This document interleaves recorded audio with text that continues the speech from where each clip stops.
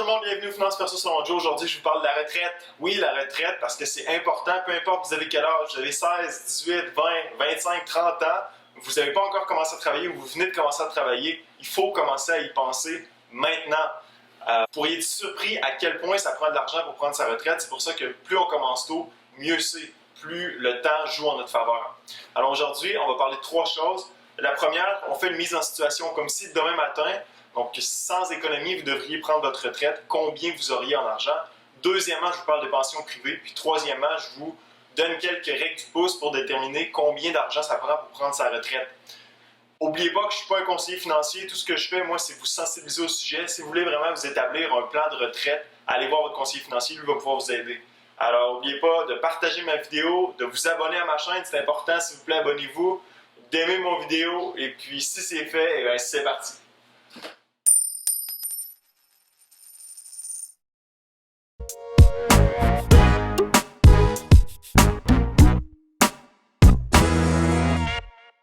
Avant de faire mon premier scénario, je vais vous présenter les diverses pensions publiques qu'on a au Québec et au Canada. La première qu'on a, c'est la sécurité de la vieillesse. Ça, c'est la pension que pratiquement tout le monde devrait pouvoir recevoir lorsque vous allez avoir 65 ans. Si vous la retardez jusqu'à 70 ans, le montant va être plus élevé. La sécurité de la vieillesse, ça dépend. C'est fonction de votre revenu. Si vous êtes à faible revenu, vous allez y avoir droit. Donc, pour y avoir droit, présentement, il y a toute une table. Vous pouvez aller voir sur Internet. Mais, grosso modo, si vous gagnez en dessous de à peu près 18 000 $, vous allez avoir du supplément de revenus garanti. Ensuite, la régie des rentes, ben ça, c'est tous ceux qui ont cotisé à la régie des rentes. Donc, au cours de votre carrière, vous payez des cotisations en régie des rentes. Puis, en fonction du nombre d'années que vous avez travaillé puis des cotisations que vous avez faites, ça va déterminer le montant que vous allez recevoir à votre retraite. Allons-y avec notre scénario. Vous avez 65 ans, vous décidez de prendre votre retraite, donc on fait un bond de 35 ans dans le futur.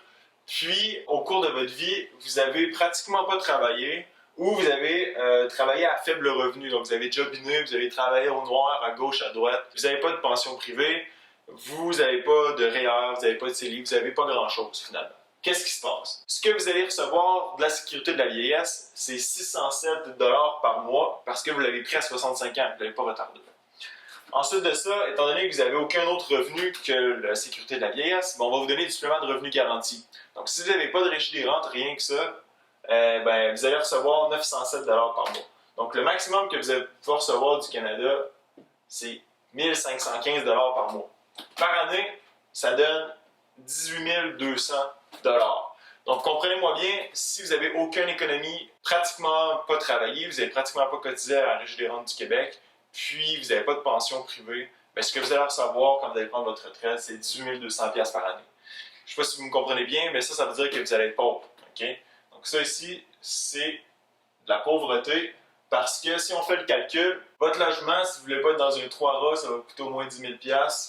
Ensuite de ça, votre épicerie va vous coûter au moins 5 200 $. On est rendu à 15 200 $. Il vous reste 3 000 $ de jeu, puis vous n'avez plus une somme dans vos poches. Ça va pas super bien. Deuxième partie de notre scénario, on va rajouter la régie des rentes. Disons que vous prenez votre retraite toujours à 65 ans, vous avez travaillé toute votre carrière, vous avez travaillé 35 ans, vous avez gagné un bon salaire, vous avez gagné 60 000 $ par année toute votre vie, donc vous avez fait toujours les cotisations maximales à la régie des rentes. Donc vous allez avoir le montant maximal quand vous allez prendre votre retraite.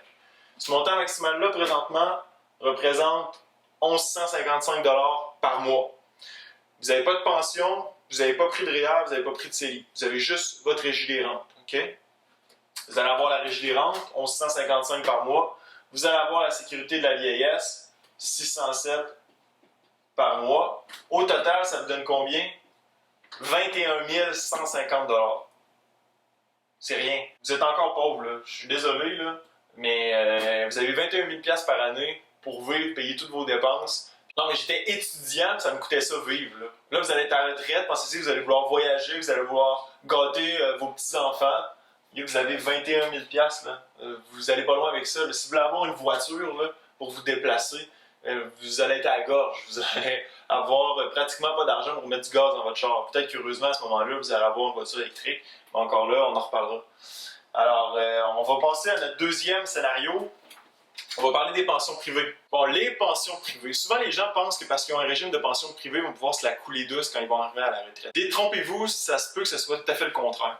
Donc, ce qu'il faut savoir, c'est qu'il y a deux principaux types de régimes de pension privés. Le premier, c'est à cotisation déterminée, puis le deuxième, c'est à prestation déterminée. Donc, si je commence avec le premier, ça veut dire qu'à cotisation déterminée, donc c'est un pourcentage de cotisation de votre salaire annuel qui est déterminé. Et le montant que vous allez recevoir à la retraite, lui, il ne l'est pas. Donc, on ne sait pas finalement combien vous allez recevoir.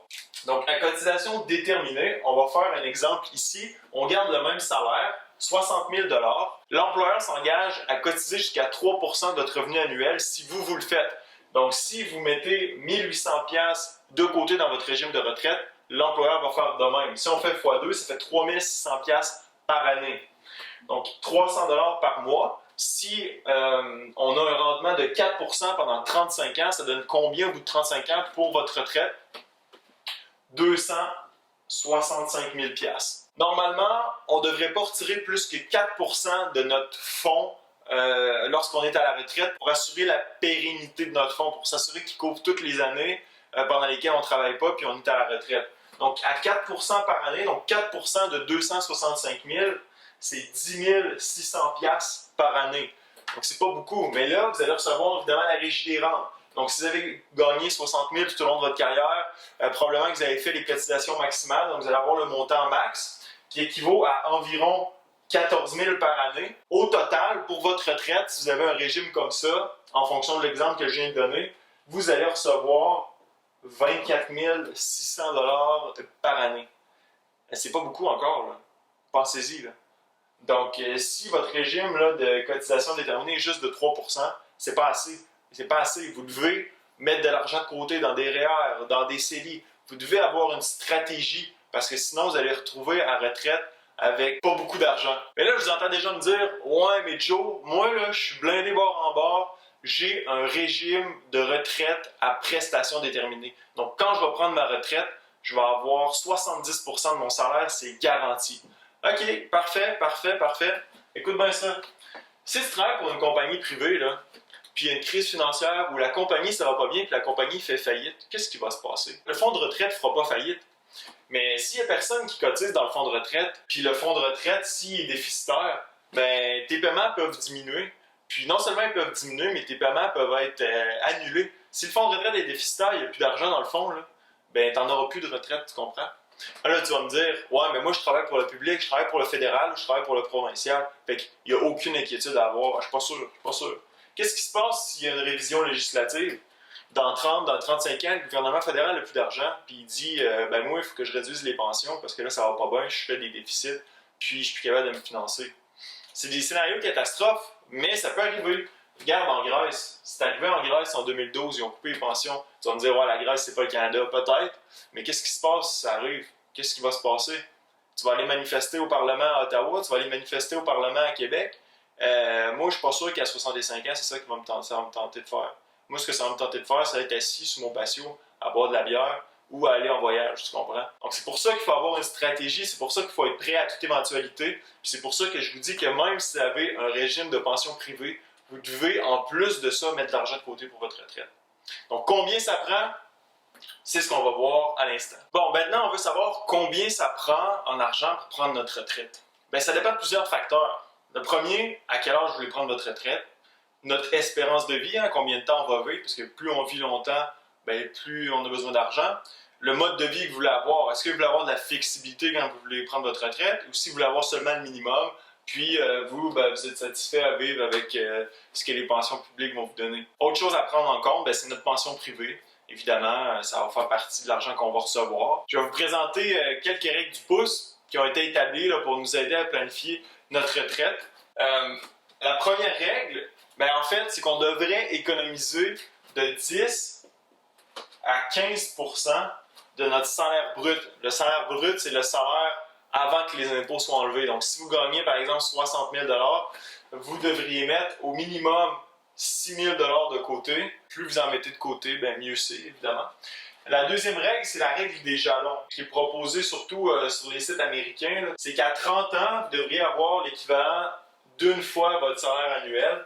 À 40 ans, 3 fois. À 50 ans, 6 fois. À 60 ans, 8 fois. Puis à 67 ans, 10 fois. Donc ça vous donne finalement une espèce d'objectif. C'est-à-dire qu'en fonction des années, avoir le multiple de votre salaire, puis ça veut dire que vous êtes sur la bonne voie pour avoir assez d'argent à votre retraite. Mais encore une fois, si vous n'avez pas encore mis d'argent de côté puis que vous êtes rendu, mettons, à cette étape-ci ou à cette étape-ci, il ne faut pas se décourager non plus. Vaut mieux tard que jamais, comme on dit, donc vous pourriez commencer à mettre l'argent tout de suite de côté.